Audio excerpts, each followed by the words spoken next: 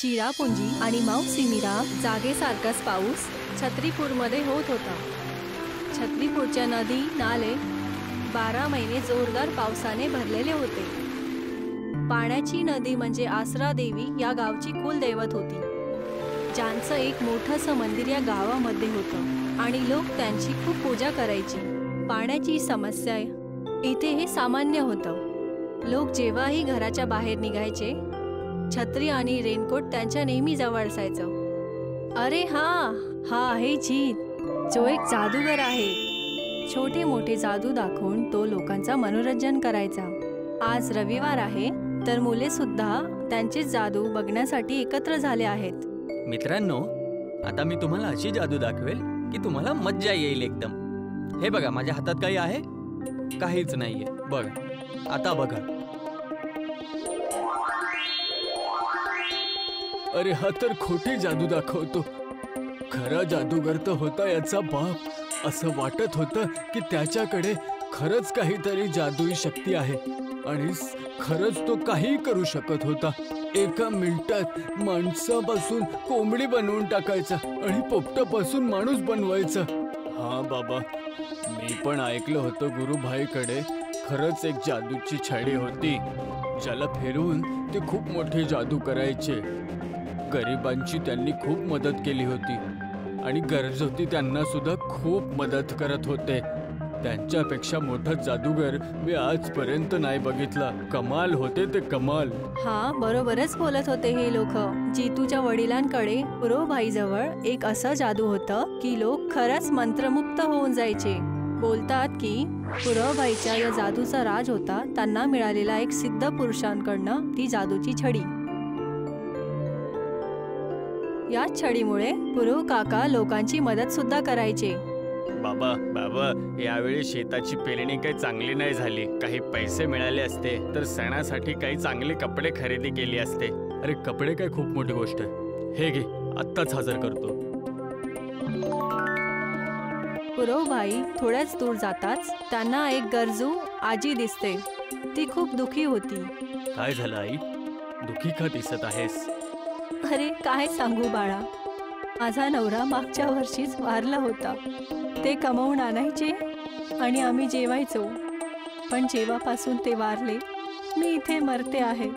या म्हातारपणामध्ये आता काम सुद्धा नाही होत. कसं जगणार आणि कसं आमचं पालन पोषण होणार? अरे आई, टेन्शन का घेत आहे? मी आहे ना. मी आत्ता तुझा त्रास दूर करून देतो. वा बाळा, एवढे पैसे? यांनी तर माझं जीवन खूप खुशहाल जाईल. देव तुला सुखी ठेव. अशाच प्रकारे पुरव गरीब आणि गरजू लोकांची मदत करायचा आणि त्यांच्याकडून खूप आशीर्वाद घ्यायचा. पण गावाचा जमीनदार रंगरावला जेव्हा या छडीबद्दल माहिती पडलं, त्याच्या मनामध्ये लालच आली. त्याने आपल्या शेतात काम करत असणाऱ्या विनूला बोललं, एक छडी फिरवली आणि पैसे आणि कपडे प्रकट झाले. बेटा, जर ही तुझी गोष्ट खोटी झाली ना, तर मी तुला जिवंत नाही सोडणार आहे. रंगराव नाव आहे माझं, लक्षात ठेवशील. सरकार, मी जर खोटं बोलत असेल तर मला मारून टाका, पण मी माझ्या डोळ्यांनी बघितलंय. त्याने ती छडी अशी फिरवली की त्या किसानाच्या समोर नवीन नवीन कपडे आणि त्या म्हातारीला पैसे अचानक आले. कपडे आणि नोट एकदम चकाचक होते हो, आणि त्या लोकांनी पुरूला आशीर्वाद सुद्धा दिला. हा सगळा त्या छडीचा कमाल आहे. अशी छडी तर माझ्या हातात आली तर मी तर करोडपती बनून जाईल, नाही अरबपती बनून जाईल. त्या पुरू सारख्या भिकाऱ्यांची मदत थोडी न करणार आहे. त्या छडीला मला कुठल्याही हालतीत मिळवायचंय. विनू, तू एक काम कर. आज रात्री तू पुरूच्या घरी जाणार आहेस आणि ती छडी तू चोरून माझ्याकडे घेऊन ये. हो सरकार, आजच मी त्याच्या घरी जातो.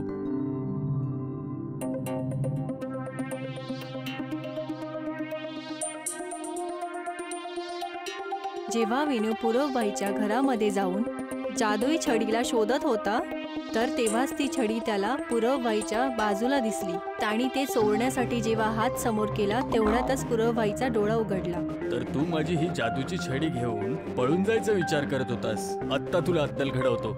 नाही, मला जाऊ द्या, मला जाऊ द्या. माझ्याकडनं चूक झाली, मला जाऊ द्या.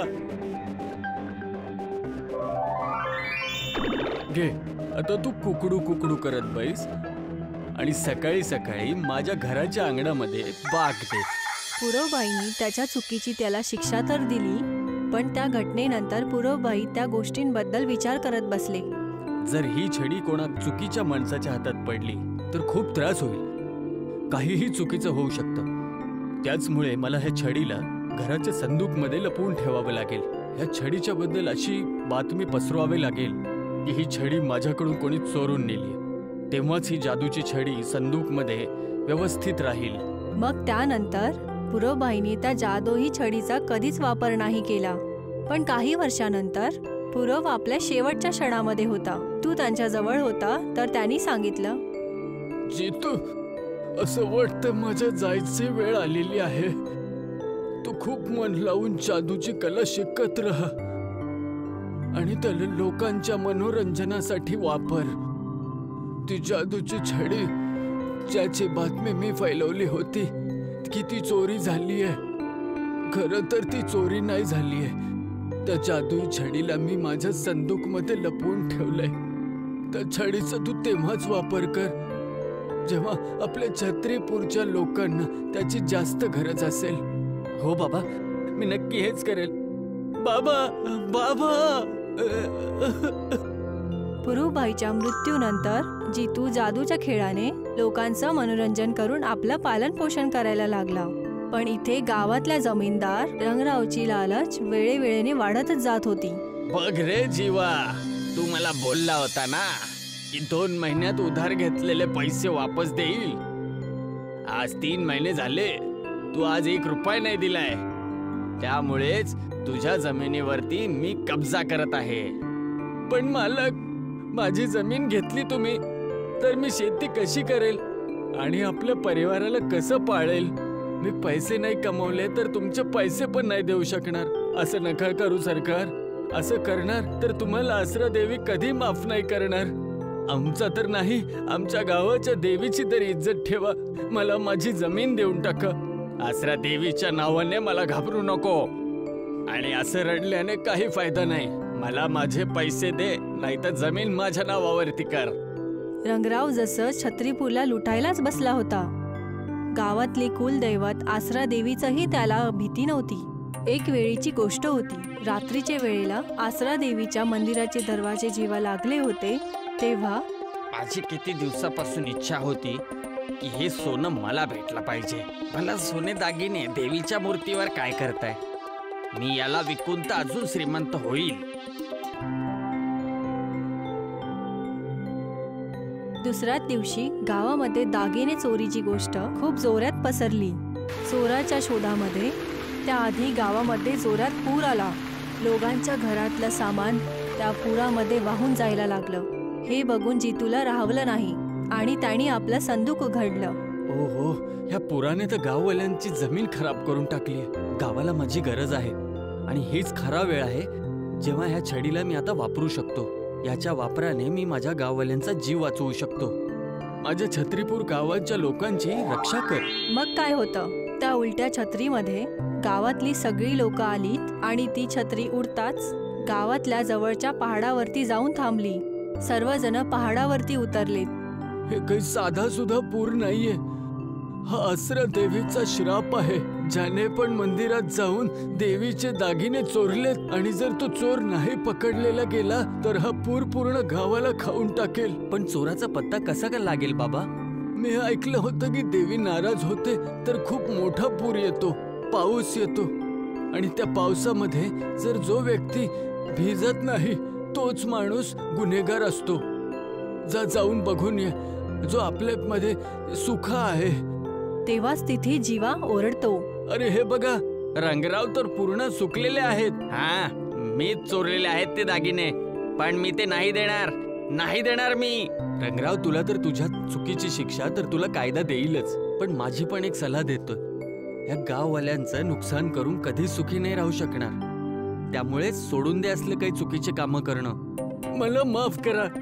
मी ज्या पण काही चुका केल्या त्याच्यासाठी, माझ्या चुकांसाठी मला जी पण काही शिक्षा मिळेल ती मला मंजूर आहे. मला माहिती आहे की लालचीपणा खूप चुकीचा आहे.